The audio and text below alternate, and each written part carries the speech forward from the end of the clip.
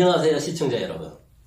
저는 먼저 훈훈한 미담 한 가지 소개하고자 합니다. 얼마 전 저는 제 딸과 동네 식당에서 점심을 먹은 적이 있습니다. 그런데 황당한 일을 겪었습니다. 그 식당 주차장에서 차를 타고 좁다란 길을 따라서 오른쪽으로 커브를 돌던 중이었습니다. 그런데 제 연령층으로 보이는 어느 한 아주머니께서 왼쪽에서 오시면서 오른손을 들고 오시는 거예요. 제 차를 향해서 말이죠. 멈추라는 것입니다. 그런데 그때 제 차 뒤로 차 2대가 있었습니다. 저는 황당해서 차를 정차하고 문에서 내렸죠. 그리고 일어서서 앞으로 가려던 중 이번에는 오른쪽에서 저보다 훨씬 나이가 많아 보이는 아주머니께서 제 차 앞 번호판에 있던 그 무언가를 들고 제가 나왔던 식당으로 그거를 가지고 갔던 겁니다. 여러분, 그게 바로 뭐였겠습니까? 바로 그 식당 표지판이었습니다. 주차를 못하게 하기 위한 표지판이었습니다. 대단히 황당했고, 그래서 저는 제 뒤차에 있었던 두 분 운전사에게 고개를 숙여서 죄송하다 말씀드렸죠. 웬걸요? 그분들 모두 다 손을 들어서 웃어주셨습니다. 저는 제 차를 타고 원래 길로 가서 제가 근무하는 학교로 가는 중이었습니다. 이때 저는 느끼었습니다. 과연 제가 그분들처럼 그렇게 남의 일에 신경을 써줄 수 있었을까 말입니다. 이게 바로 공동체 정신이었습니다. 자, 이제 두 번째로 말씀드릴 내용은 지난주에 저는 코로나 사태를 두고 정치인들이 각자 자기에게 유리한 해석을 하고 있음을 제가 비판하고 그리고 경계한 적이 있습니다. 근데 그때 사실 녹화 마지막에 말입니다. 저는 울컥해서 혼이 났습니다. 그 이유는 제가 바로 자영업을 했었기 때문입니다. 자영업을 하다 실패를 했던 경험 때문에 같은 현재 고통받는 많은 분들과 같은 생각이었던 것이죠.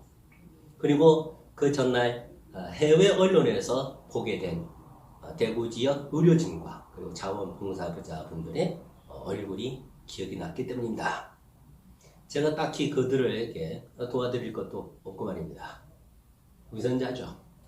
그래서 울컥했습니다. 자, 세 번째로 넘어가겠습니다. 감염병 의료진은 목숨을 걸고 나라를 지키는 국군 장병과 다르지 않습니다. 코로나19 치료 최전선에 나가 계시는 의료진과 그분들을 돕는 공무원 그리고 자원봉사자 여러분, 정말 감사와 위로를 전합니다. 이번 사태를 통해서 아마도 이 사태가 끝나고 나면 감염병 예방과 치료에 대한 관계 법령을 대폭 손질하게 될 것입니다. 듣기로는 힘들어서 2-3년 만에 감염병 전문 의료진 의료 수련을 그만둔다고들 하는데 이에 대한 국가적 지원이 절실하다고 생각합니다. 그리고 국가적 차원에서 코로나19 환자에게 병상을 내어준 대구 지역 병원에도 그리고 전국에 있는 많은 병원에게도 그에 합당한 손실에 대해서 그에 합당한 보상을 해줘야 된다고 생각합니다. 이유는 여러분들이 계셨기 때문에 우리 국민이 이나마 희망을 가질 수 있기 때문입니다. 감사합니다. 다음은 대구 경북 지역에 집중된 코로나19 사태에 대해서 말씀해 보겠습니다. 코로나19가 유독 대구 경북 지역에 집중된 이유는 과연 무엇일까요? 대구의 인구 밀도는 다른 광역도시와 크게 다르질 않습니다. 어제 제가 통계를 찾아보니까 서울과 경기도에 비해서 훨씬 못 미쳐요. 그런데 왜 대구 경북 지역에는 코로나19 확진자가 그렇게 많이 나타났을까요? 이 부분에 대해서는 제가 생각한 내용이 있으니까 다음 기회에 말씀드려 보겠습니다. 그런데 말입니다. 한 가지 분명하게 이 자리에서 우리가 한번 상상해 볼 내용이 있습니다. 만약 우리나라 전체 코로나19 확진자의 약 75% 정도의 인구가 여러분이 또는 제가 살고 있는 곳에서 발생한다면 어떻게 우리가 생각하게 될까요? 아마 문재인 정부가 감염병 예방에 대한 초동 대처를 잘못했다 이렇게 원망하게 될 가능성이 많겠죠. 더군다나 병상을 얻지 못해서 다른 도시로 가려고 해도 그곳에서 그것을 허락해주지 않은 것에 대해서는 서운함이 있었을 것입니다. 그리고 내가 살고 있는 지역민 모두가 마치 신천지 신자처럼 그렇게 여겨지는 편견에 대해서는 아마 분노하게 될 것입니다. 하지만 대구 시민 여러분들은 많은 분들이 스스로 자가격리를 실천하셨고요. 그리고 다른 지역 주민들도 동포로서 연민을 느꼈습니다. 이 정도 되면 대구 시민 여러분도 그리고 다른 국민 여러분도 서로를 이해하고 이 정부에 대한 비난은 조금 더 참았다가 하도록 하시지요. 자, 5번째.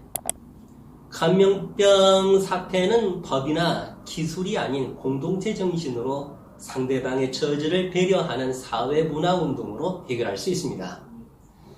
코로나19 백신은 시간이 낸주기 좀 걸릴지라도 이거는 반드시 만들어질 것으로 생각이 됩니다. 하지만 이번 사태로 생긴 국가적 손실은 법이나 기술적인 문제로 해결되기 어렵죠. 왜 그러냐면 국민적 스트레스가 발생할 것이기 때문입니다. 이 정부가 준비한다고 하는 긴급재난지원금은 기왕에 하시려거든 빨리 하시죠. 그리고 거침없이 시행해 주시기 바랍니다. 그런데 한편 생각해 보면 일시적인 처방책이 아닐까도 생각을 해봅니다. 왜냐하면 이번 사태는 바로 경제 순환이 제대로 되어지 않아서 생긴 문제이지 어느 경기가 침체하고 돈이 없어서 생긴 문제는 아니기 때문입니다. 저는 한 가지 제안을 하고 싶습니다. 그 전에 자영업자나 가난한 사람들은 사실 그들의 상황이 따로 있습니다. 그것은 바로 고이율의 이자 때문이죠. 고이율의 이자 때문에 죽을 지경인 것이지요. 공정한 사회는 아주 단순하게 생각하면 공정한 사회라면 그리고 공동체 의식을 가지고 있는 사회라면 가난한 사람들에게는 이자를 조금만 받아가셔야죠. 그리고 부자분들에게는 이자를 많이 받아가셔야죠. 그래야 되는 건 아닙니까? 그런데 어떻습니까? 부자분들한테는 이자를 거의 받지 않을 정도로 적게 받아가고 있습니다. 그리고 이 대출을 마음대로 해줍니다. 가난한 사람들은 어떻습니까? 엄청난 이자를 받아갑니다. 그리고 그마저도 대출을 잘 해주지 않습니다. 현금 서비스도 잘 해주지 않습니다. 그래 놓으면 힘들어서 죽을 지경인 사람들은 누구겠습니까?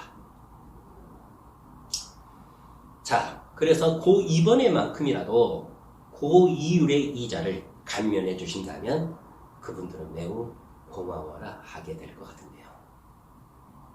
마지막으로 현재는 일단 코로나19 사태의 원인은 나중에 따지기로 합시다. 그리고 믿든 곱든 정부의 방침대로 따라 해줘서 감염병 극복부터 해야 할 것입니다.